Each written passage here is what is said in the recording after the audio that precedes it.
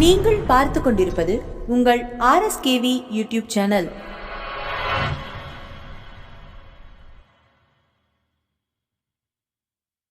உங்கள் அனைவருக்கும் எங்கள் RSKV டிவி சேனலின் அன்பு வணக்கங்கள். இந்த புத்தகத்தின் பெயர் வெற்றிக்கு வழிகாட்டும் பொது அறிவு களஞ்சியம், மனோரமா இயர் புக் 2021. ஆத்ம நிர்பார் பாரத், இந்தியாவை உருமாற்றும் மந்திர சொல்.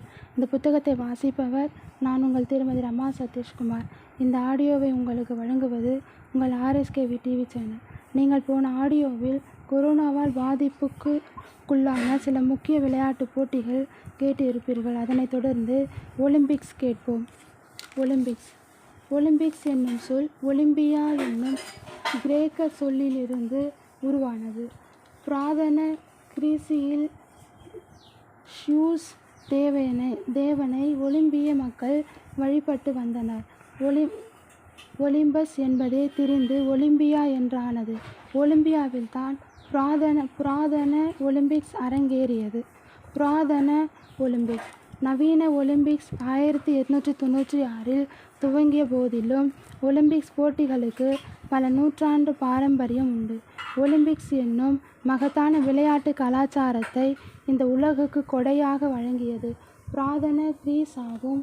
மொத்தம் 4 விளையாட்டு பெருவிழாக்கள் கிரீஸில் நடைபெற்றதாக நம்பப்படுகிறது. இஸ்துமியன் விளையாட்டுப் போட்டிகள், சிமியன் விளையாட்டுப் போட்டிகள், பைத்தியன் விளையாட்டுப் போட்டிகள், ஒலிம்பிக்ஸ். இந்த போட்டிகள் அனைத்துமே ஒவ்வொரு தேவதைகளை திருப்திப்படுத்துவதற்காக நடத்தப்பட்டவை. ஷியூஸ் தெய்வத்தை திருப்திப்படுத்த ஒலிம்பியாவில் 4 வருடங்களுக்கொரு முறை நடந்து வந்த ஒலிம்பிக்ஸ் விளையாட்டுப் போட்டிகளே இவற்றில் மிக முக்கியமானது. ஒலிம்பிக்ஸ் பிறவி எடுத்தது குறித்து பல்வேறு கதைகளும் துணை கதைகளும் வழங்கப்பட்டு வருகின்றன. கிமு 1253 கிரீஸின் ஆற்றல் தெய்வமான ஹெர்குலிஸால் உருவாக்கப்பட்டதே ஒலிம்பிக்ஸ் என்று ஒரு சிலர் நம்புகின்றனர். ஆனால் பதிவு செய்யப்பட்ட முதல் ஒலிம்பிக்ஸ் கிமு 776 நடைபெற்றதாக பொதுவாக அனைவராலும் அங்கீகரிக்கப்பட்டுள்ளது. முதல் ஒலிம்பிக்ஸில் ஒரேயொரு விளையாட்டே இடம்பெற்றிருந்தது, ஸ்டேடியம் என்னும் 120 மீட்டர் ஓட்டப்பந்தயம். இந்த போட்டியில் போட்டியிட்ட கொரோயிலஸ் என்பவரே முதல் ஒலிம்பிக்ஸ் வெற்றியாளர் என்று நம்பப்படுகிறது. புராதன ஒலிம்பிக்ஸில் அரங்கேறிய சில விளையாட்டுப் போட்டிகள் ஓட்டம், நீளம் தாண்டுதல், வட்டு எறிதல், மல்யுத்தம், குத்துச்சண்டை. துவக்கத்தில் ஒரு நாள் மட்டுமே நடைபெற்ற விளையாட்டு விழா பிற்பாடு 5 தினங்கள் வரை நீண்டது. போட்டிகளின் எண்ணிக்கையும் அதிகரித்தது. கிமு 684 தான் ஒரு தின ஒலிம்பிக்ஸின் இறுதிப் போட்டி நடைபெற்றது. ஒலிம்பிக்ஸ் பிறந்த கதை. புராதன கிரீஸின் ஈஜியஸ் மன்னரையை தோற்கடித்த ஹெர்குலிஸ் தனது மகனை மன்னராக்கியதன் நினைவை நிலைநாட்டும் விதமாக வருடந்தோறும் நடத்தி வந்த விளையாட்டுப் போட்டிகளே பிற்பாடு ஒலிம்பிக்ஸாக மாறியது. அக்கால பிரமுகர்கள் பலரும் புராதன ஒலிம்பிக்ஸில் பங்கு பெற்றிருந்ததாக கூறப்படுகிறது. சாக்ரட்டிஸ், பிதாகரஸ், அரிஸ்டாட்டில், ஹிப்போக்ரட்டிஸ் போன்றோர் ஒலிம்பிக்ஸ் போட்டிகளை காண சென்றதாகவும், புராதன ஒலிம்பிக்ஸின் ஒரு விளையாட்டு பிரிவான பன்கிராக்டியோனில் பிளாட்டோ கலந்து கொண்டதாகவும் வரலாற்று குறிப்புகள் தெரிவிக்கின்றன. எனினும் புராதன ஒலிம்பிக்ஸில் பல்வேறு கட்டுப்பாடுகள், மிக குறைந்த விளையாட்டு பிரிவுகள், கிரேக்க மொழி பேசுபவர்களுக்கு மட்டுமே மைதானத்திற்குள் அனுமதி, ஆண்கள் மட்டுமே அனுமதிக்கப்பட்ட ஒலிம்பிக்ஸ் பொதுவாக ஒரு மத விழாவாகவே கொண்டாடப்பட்டது என்று சொல்லலாம். ஒலிம்பிக்ஸுக்கு தடை. கிமு 140களில் ரோமர்கள் கிரீஸை தோற்கடித்தனர். ரோமர்களின் ஆட்சியில் ஒலிம்பிக்ஸின் மதம் சார்ந்த முக்கியத்துவம் குறையத் தொடங்கியது. கிமு 393 கிரீஸை ஆண்டு வந்த ரோம சக்கரவர்த்தி 1ஆம் தியோடோசியுஸ் ஒலிம்பிக்ஸ் போட்டிகளுக்கு தடை விதித்தார். நவீன ஒலிம்பிக்ஸின் துவக்கம் 19ஆம் நூற்றாண்டின் இறுதியில் ஐரோப்பாவில் அதிகார சண்டை வலுத்தது. நாடுகளுக்கிடையேயான உறவில் பெரும் விரிசல். இதைக் கண்டு மனம் வருந்தினார். ஒலிம்பிக்ஸ் தந்தை. பிரெஞ்சுக்காரரான பாரன் பியரி டி குபர்டீன் என்பவரையே நவீன ஒலிம்பிக்ஸின் தந்தையாக உலகம் கருதுகிறது. இராணுவத்திலிருந்து ஓய்வு பெற்ற பின் குபர்டீன் சமூக செயல்பாடுகளில் ஈடுபட்டார். பிற்பாடு விளையாட்டு உலகின் வளர்ச்சியில் கவனம் செலுத்தினார். சர்வதேச விளையாட்டு பெருவிழாவின் தேவை குறித்து அவர் பலருடன் கருத்துரையாடினார். பல மாநாடுகளில் தனது கருத்தாக்கத்தை முன்வைத்தார். அவரது இந்த முயற்சியின் பலனாக நவீன ஒலிம்பிக்ஸுக்கு துவக்கம் குறிக்கப்பட்டது. IOC-யின் முதல் பொதுச் செயலர் குபர்டீன் 1896 வரை இவர் இப்பதவியில் தொடர்ந்தார். அதே வருடம் அதன் தலைவர் பதவியை ஏற்றுக்கொண்ட அவர் 1925 வரை அந்த பதவியில் தொடர்ந்தார். 1937 செப்டம்பர் 2 காலமானார். பாரன் பியரி டி குபர்டீன் என்னும் பிரெஞ்சு மனிதநேயர் கிரீஸின் புராதன ஒலிம்பிக்ஸ் போன்ற ஒரு விளையாட்டு பெருவிழா உலகத்தை ஒரு புதிய பாதைக்கு கொண்டு செல்லும் என்று அவர் நம்பினார். இந்த கருத்தாக்கத்துடன் குபர்டீன் பல்வேறு நாடுகளுக்கு பயணம் மேற்கொண்டார். இறுதியில் அவரது கருத்தாக்கம் 1894 ஜூன் 16 23 வரை பாரிஸில் நடைபெற்ற ஒரு சர்வதேச மகாநாட்டில் அங்கீகாரம் பெற்றது. 2 வருடங்களுக்கு பிறகு நவீன ஒலிம்பிக்ஸின் முதல் பதிப்பு கிரீஸின் ஏதென்ஸ் நகரில் அரங்கேறியது. பியரி டி குபர் ஒலிம்பிக்ஸின் தந்தையாக கருதப்படுகிறது. 1896 ஏப்ரல் 6 மதியம் 3 மணிக்கு ஏதென்ஸின் பினாத்தெனிக் மைதானத்தில் மன்னர் 1ஆம் ஜார்ஜ் முதல் ஒலிம்பிக் திருவிழாவை துவக்கி வைத்தார். 1503 வருடங்களுக்கு பின் ஒலிம்பிக்ஸ் என்னும் மெகா நிகழ்வு மீண்டும் ஒரு முறை இந்த பூமியில் பிறந்தது. ஒலிம்பிக்ஸ் தினம் ஜூன் 23 உலகெங்கும் ஒலிம்பிக்ஸ் தினமாக கடைபிடிக்கப்படுகிறது.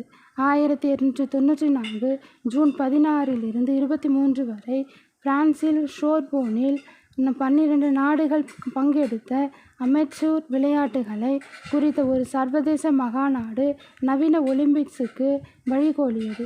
பியரி டி குபர்டீன் பல காலமாக முன்வைத்த ஒலிம்பிக்ஸ் என்னும் அற்புதமான கருத்துக்கள் ஜூன் 23 அன்று தான் அங்கீகாரம் கிடைத்தது. அங்குதான் சர்வதேச ஒலிம்பிக்ஸ் கமிட்டியும் இன்டர்நேஷனல் ஒலிம்பிக் கமிட்டி IOC உருவாக்கப்பட்டது. ஒலிம்பிக் போட்டிகளை மீண்டும் நடத்துவதென்று ஒரு மனதாக முடிவு செய்யப்பட்டது. வரலாற்று சிறப்புமிக்க இந்த தினத்தின் நினைவாக எல்லா வருடமும் ஒலிம்பிக்ஸ் தினமாக கடைபிடிக்க 1942 IOC மகாநாட்டில் முடிவு செய்யப்பட்டது. சர்வதேச ஒலிம்பிக் கமிட்டி IOC ஒலிம்பிக்ஸ் அமைப்பை நிர்வகிக்கும் உயர் அமைப்பு தலைமையகம் சுவிட்சர்லாந்தின் லோசெயில்.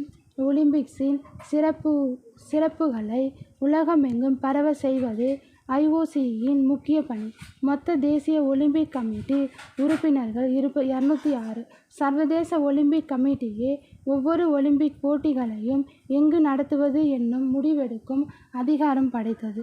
அதுபோலவே போட்டிகளை நடத்தும் பொறுப்பும் IOC-யை சேர்ந்தது தான். வேனிற்கால ஒலிம்பிக்ஸை போலவே குளிர்கால ஒலிம்பிக்ஸையும் IOC-யை நிர்வகித்து வருகிறது. ஒலிம்பிக்ஸ் முத்திரை சொல் அதிவேக, அதி உயரம், அதி ஆற்றல் என்னும் பொருள் தரும் லத்தீன் சொல்லான ஷிட்டியாஸ் ஆல்டியாஸ் பார்ட்டியாஸ் என்பதே ஒலிம்பிக்ஸின் முத்திரை சொல். ஃபாதர் ஹென்றி மார்ட்டின் டிடியோர் என்பவரே இந்த முத்திரை சொல்லை உருவாக்கியவர். 1924 பாரிஸ் ஒலிம்பிக்ஸில் இருந்து இந்த முத்திரை சொல் ஒலிம்பிக்ஸ் போட்டிகளில் பயன்படுத்தப்பட்டு வருகிறது. ஒலிம்பிக்ஸ் பதக்கங்கள் முதல் 3 இடங்களை பெறுபவர்களுக்கு தங்கள் வெள்ளி, வெண்கலம் என்னும் பதக்கங்கள் வழங்கப்படுகிறது. 1904 இருந்து தான் துவங்கியது. அதற்கு முன்னால் நடைபெற்ற 2 ஒலிம்பிக்ஸ் போட்டிகளிலும் தங்கப் பதக்கம் வழங்கப்படவில்லை.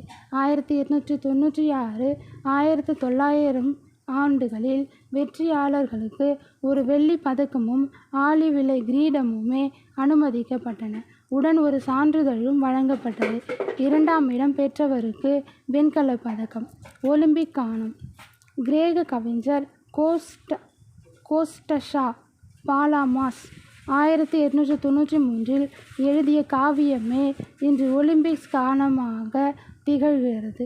1896 கிரேக்க இசையமைப்பாளர் ஸ்பைரோஸ் சாமராஸ் என்பவரே இதற்கு இசையமைத்தார். 1896 நடைபெற்ற முதல் ஒலிம்பிக்ஸில் இது பாடப்பட்டது.